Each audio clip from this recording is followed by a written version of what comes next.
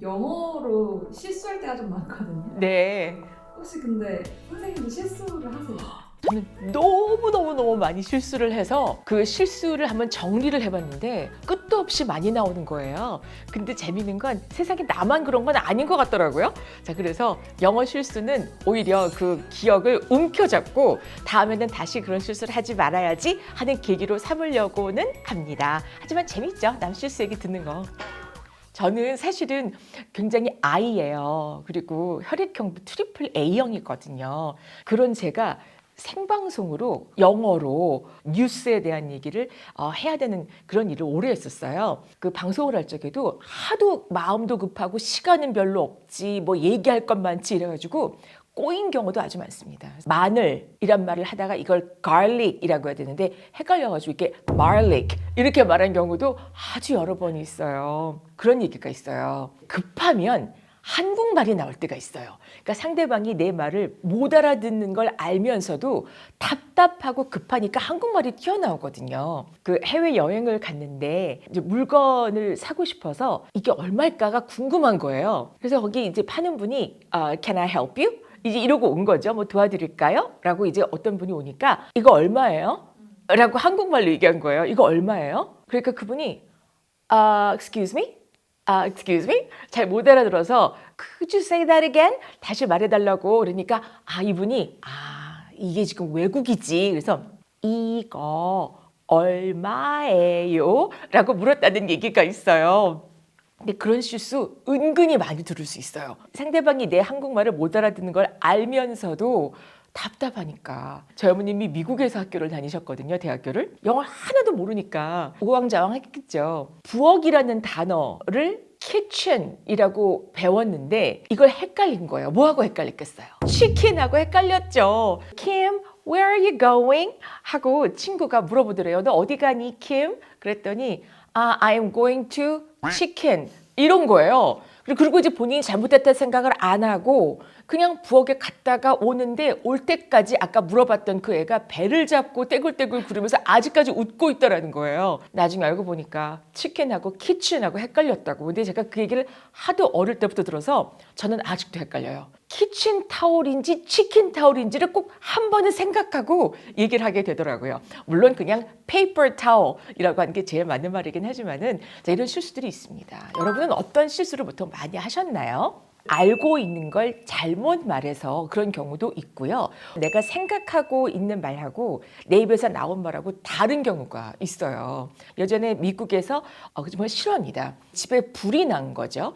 잘못해서 가족들이 돌아가시고 막 이런 모양이에요. 이분이 방화범이라고 하는 그런 혐의를 받게 됐던 모양이죠. Did you kill him? 그랬을 때 No, I didn't. 난 그들을 내가 죽이지 않았다. 그랬는데 So, you didn't kill him? 그러니까 안 죽였다는 말이냐? 라고 했을 때 그래 나 안 죽였다. Yes, yes 이런 거예요. I didn't kill him까지 말했으면 됐을 걸 Yes, 왜냐면 상대방이 안 죽였지 라고 하니까. 그래서 이분이 굉장히 그때 곤욕을 치렀다는 얘기를 들은 적이 있습니다. 상대방이 did you로 묻건 didn't you로 묻건 내가 하고자 하는 대답이 yes면 무조건 yes I did고요. 아니면 무조건 no I didn't지 상대방이 너 밥 안 먹었니? 라고 할 때 아니 먹었어. 이건 우리말에서만 해당이 되지 영어로는 그렇게 안 된다는 거죠. 만약에 먹었다면 yes, I did 이고 만약에 안 먹었으면 no, I didn't 이렇게 말한다는 건 잠깐 우리가 짚고 갈 부분이 되고요. 제가 아는 어떤 분은 전화가 왔는데 갑자기 회사에 있는데 Can I speak to Mr. Kim? 뭐 김 아무아무개를 찾더라는 거죠. 근데 그분이 퇴근을 하고 없더라는 거예요. 지금 자리에 안 계세요. 라고 말을 하면 될 것을 지금 여긴 사무실이야. 이 자리에 이 사람은 없어. 라고 하니까 생각나는 단어가 fire 였던 거예요. No, he's fired. 라고 얘기를 한 거예요. 그분은 해고당했다. 라고 말한 거죠. 그래서 상대방이 난리가 났대요. 아니 우리가 이제까지 거래처로 계속해서 지금 같이 일을 하고 있었는데 갑자기 그분이 파이어 당했다고 확인 전하고 난리가 났었다고 합니다. 자, 그럴 적에는 어떻게 하면 좋을까요? 이런 기회에 He is gone for the day 라고 하시면 되거든요. He is gone for the day. 여자분이면 She is gone for the day 라고 하시면 gone, 사라지고 지금 그 자리에 없다는 거잖아요. 그리고 for the day, 근데 오늘만 내일은 다시 올 거다라는 뜻으로 is gone for the day라고 하시면 됩니다. 그럼 이 실수를 많이 할 때 좀 네. 위축되잖아요. 네, 맞아요. 어떻게 해야 될까요? 커뮤니케이션에 문제가 생겼다. 내가 실수를 하는 바람에 사실 나는 눈치를 못 챘는데 라고 할 때는 Do you understand? 제가 말한 거 이해가 되시나요? 라고 중간중간에 물어보고 하는 것도 나쁘지 않은 것 같아요. 창피하면 말 잘 못하게 되잖아요. 근데 그거 자체는 자연스러운 일 같아요. 그래서 언젠가부터는 마음을 먹었어요. 아, 나는 외국에서 오래 살다 오거나 그래서 자연스럽게 영어를 익힌 사람이 아니라는 것을 대한민국 사람들이 다 알고 있는데 내가 괜히 잘하는 척 애를 쓴다는 것도 이게 우스운 것 같더라고요. 그러니까 나는 모르는 건 모른다고 얘기를 했어요. 솔직해서 좋다고 같이 공부하자고 저는 제 역할은 그랬다고 생각이 들어요. 배우는 사람으로서의 태도는 익혔지 않았나 생각이 들어요. 처음으로 미국을 가본 게 학생 때였어요. 교과서에서 배운 영어가 저는 다였거든요. 미국의 어느 거리를 걷게 됐는데 중간에 제가 화장실을 가고 싶었던 거예요. 기념품 파는 사람한테 저 여기 화장실이 어디인가요? 라고를 묻는 걸 제가 뭐라고 했냐면요. Where can I wash my hands? 라고 말했어요. Where can I wash my hands? 어디에서 제가 손을 씻을 수 있을까요? Where can I wash my hands? 그거 제가 교과서에서 배웠던 거거든요. 화장실이 어딘지를 물을 때에는 Where is the restroom? 이렇게 묻는 것보다는 어디서 손을 씻으면 좋을까요? 이렇게 묻는 게 좋다고 저는 배웠어요. Where can I wash my hands? 그랬더니 그분이 막 찾더니 Here!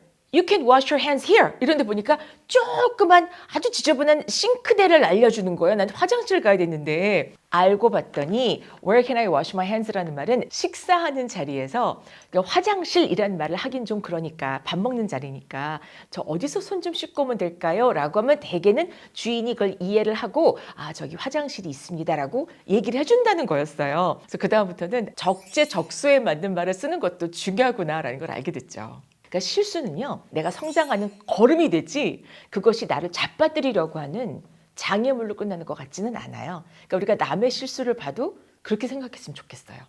그럴 수도 있지. 나도 그런데 저 사람도 그렇구나. 제가 참 존경하는 저희 옛날에 동호회 선배님이 계신데 그 선배님께서 영어를 무지무지하게 잘하셨거든요. 근데 그분이 어느 날 그러시는 거예요. 나는 사실 한 단어를 너무너무 발음이 안 돼서 4,000번을 연습한 적이 있다고. 무슨 단어길래요? 그랬더니 창피하다고 안 가르쳐 주시는 거예요. 좀 얘기해 보시라고 그랬더니 뭔지 아세요? 바로 something이란 단어였어요. something. some까지는 안 되는데 th 발음이 혀 끝을 윗니 아랫니 사이에 꼈다가 빼면서 th 이러잖아요.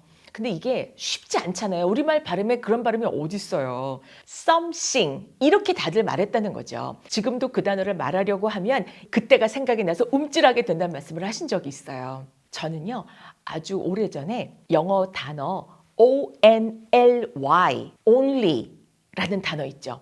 그것 때문에 지적을 받은 적이 있었어요. 월트 디즈니라는 그 아주 전 세계적인 회사에서 자기네가 만든 만화 영화가 있죠. 뭐 백설공주도 있고 뭐 미키마우스도 있고 뭐 이런 것들 있잖아요. 그래서 장면을 이렇게 짜깁기를 해서 그걸 영어 교육용으로 만든 그런 일이 있었어요.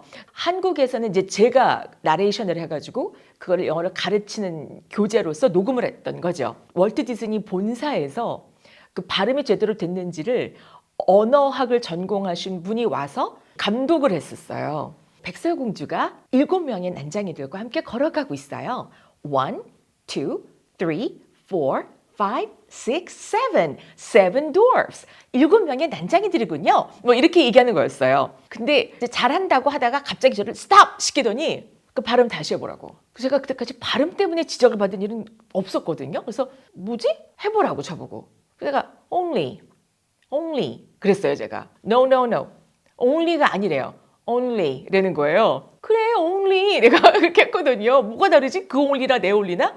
봤더니 제가 한 only는 혀가 입천장에 너무 앞에 가서 붙어서 콧바람이 너무 많이 나와가지고 only 이렇게 들린 거예요. 정말 제가 only라고 하진 않았지만 only 너무 nasal 사운드가 많이 들어간 거죠. 그래서 그분이 그러지 말고 혀 끝을 입천장이 약간 뒤쪽으로 대서 하라고 only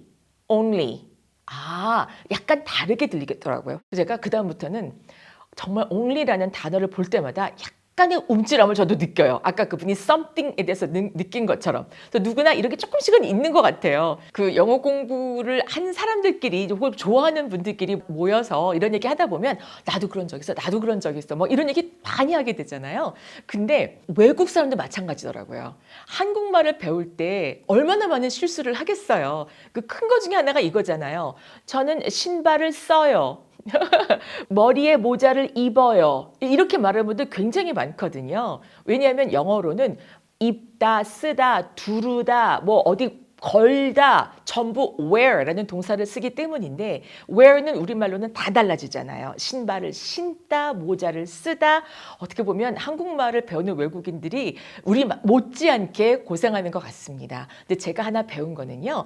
그렇다고 해서 입을 꼭 다물고 말을 안 하는 사람은 거의 없더라는 거예요. 그러니까 한국말을 배울 때 옆에 한국 사람이 많이 있더라도 나를 흉보일지도 몰라 라는 게 있더라도 그런 생각 아예 하지 않고 많이 연습을 하더라는 거죠. 그래서 항상 그걸 재미있게 승화하면서 이번에 또 배웠네. 다음부터 이걸 주의해야지 라고 해서 자기의 밑거름으로 삼더라고요.